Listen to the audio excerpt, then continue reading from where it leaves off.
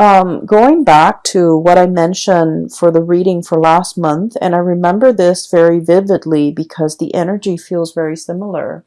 I mentioned there's a lot of fear here about having to rely on another person in your February reading, I believe, right? And I mentioned that, Scorpios, you guys rule the eighth house, okay? And the eighth house, once again, like I said, it's that bucket of tar.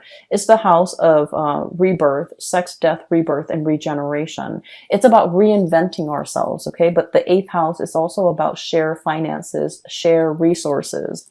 And I feel like for many of you, you have worked really, really hard to be self-sufficient, to be financially stable, to take care of yourself, to not have to fall on hard times, to not have to, to like build up a comfortable life for yourself where you can, especially if you have children, if you have people that you love, you want to be able to provide and buy nice things for the people that you love. Okay. And so the finances, it's not just about you. It's not just about taking care of you, buying yourself nice things. You think about other people. So with that eighth house ruling joint finances, a lot of it is just, the weight of the responsibility, wanting to be self-sufficient, wanting to carry this financial burden, but at the same time, you just feel like, I don't know how I can possibly do this on my own. I don't know how I can start a business without having to, go to the bank and get a loan. I don't know how I can, start school without dabbing into or dipping into my savings. I don't know how I can, leave this job right now and survive off and retire and survive off, whatever income I've accumulated or dipping into my savings to fund the retirement. So I feel like there are a lot of financial a lot of financial maneuvering or a lot of financial factors that are really affecting this major decision. And so you're kind of going round and round in circles trying to sort things out. And I feel like that little boy, you are a little bit like, I want to say mired in the unknown, okay? And anytime, and any responsible person, when we are faced with a lot of risk, and when we are faced with a lot of uncertainty too, we tend to think about, worst case scenario. Like, what if I'm anticipating this, but then I hadn't really thought about that? And what if the situation goes haywire? What if what I'm leaning on, is not stable? Okay. And what if it's not what if it's not secure? What if it's faulty? What if it will fly off its hinges? What if, things change? So there are a lot of what ifs in this scenario that's disallowing you from making a move. Okay. So I feel like for many of you, you're still here contemplating, mulling over all the decisions. And a lot of it, I feel, is financially motivated. And I feel like finances might be the biggest factor here. Okay. For some of you, I feel like you have some brand new projects that you're trying to start up, and people are bringing these projects to you. Like this messenger here in the bird is bringing you new projects here, and you're working out the details. You're working out the numbers. You're crunching numbers, trying to figure out pricing, trying to figure out estimates, trying to figure out like length of time, trying to plan a lot of things. Like, when is a good time to start? When is a good time to end? When is a good time to wrap it up? Realistically, how long is going to take me? Do I have the manpower? So you have a lot of logistical things that you're thinking about behind the scenes, and you're organizing and compartmentalizing, and you're trying to work out the details. And I feel like you're just like scraping the tip of the iceberg, and you're scraping the perimeter of this Band-Aid. And I feel like it seems very overwhelming because you feel like you might not know what's really underneath. Okay. And so what I would suggest here, and you are the one that has to be deliberate about making this decision. It needs to come from you. It should be deliberately done. So take the time that you need until you are sure, because I feel like in the month of March, you are going to be very, very sure. You're going to take the situation into your own hands. and you're going to grab life by the horns, okay? And you're just going to, whatever it is that has been kind of like hidden from you, or whatever you feel like you don't have full information on or full access to, you're going to rip off that band-aid and you're going to be the one in the driver's seat again, okay?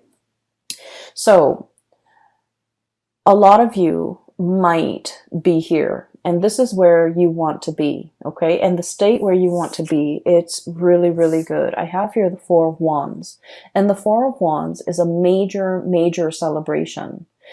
This is traditionally like a happy home, happy family, celebratory, coming together, communion, people gathering, and being in the shelter and the comfort and the stability of a long-term relationship.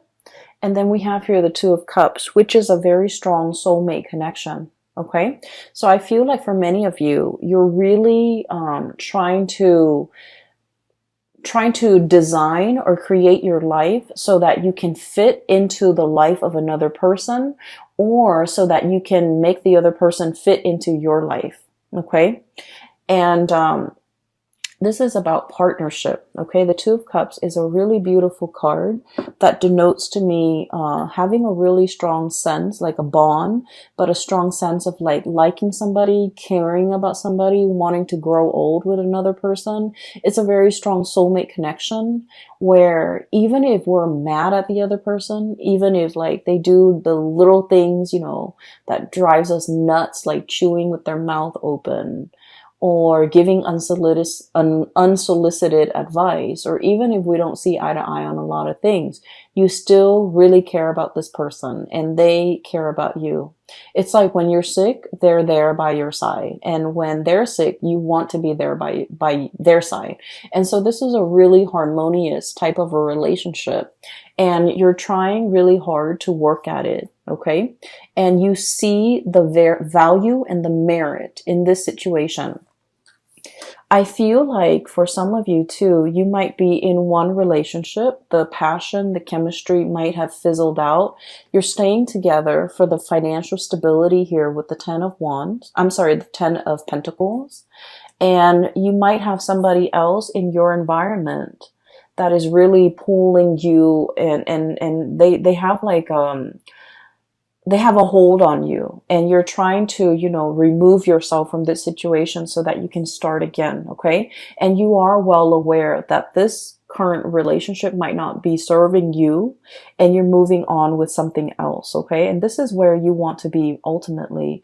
For others of you, this is just getting your life together in some capacity so that another person, so that you can like blend your life with another person, or you can make room for the other person, or the other person can make room for you in their life. So I'm seeing a lot of like planning, a lot of unknowns, a lot of factors that might not be readily available. Like all the information is not readily available to you. I don't feel like anybody's hiding the information. I feel like everything is within your hands. You have total control over it. It's just whether or not you are ready to take this plunge. And you know, the decision, excuse me, has to come from you. You need to be the one to make this decision, because like that little boy said, you know, I want to do it. Okay. And I feel like for many of you, this was like a big yes. Okay. If it's like confirmation that you need, the answer is it's a big yes. Okay. And you have to be the one to initiate that change, or to initiate that process. Okay. Get the ball rolling, from your end. All right. We have as well the Four of Pentacles and the Star. And the Star is wish fulfillment, okay? This is like, for many of you, if you have been if you have been thinking about a new endeavor, a new project, a new business, a new course of action that you need to take to steer your life away from what was no longer serving you into something that has a lot more, that makes you a lot more happy. This is a big yes card, okay? And the Star is all about your path. It's all about your destiny. It's all about things that you're meant to do, because you naturally have the gifts and the talents in order to make this a viable, to build this up so that it's a viable path for your future.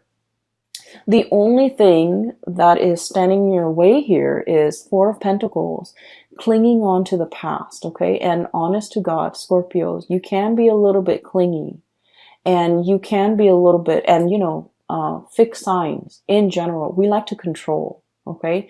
We like to predict outcomes. We like to be in control at all times. We don't like the unknowns. We don't like the uncertainty. And I feel like the thing that's really getting in the way here is I'm comfortable here. Okay. There's riches, there's wealth, there's jewelry, there's gold chains. This is a very comfortable, abundant type of an environment. Okay. And I feel like for many of you, it's comfortable here. Okay. It's stable here.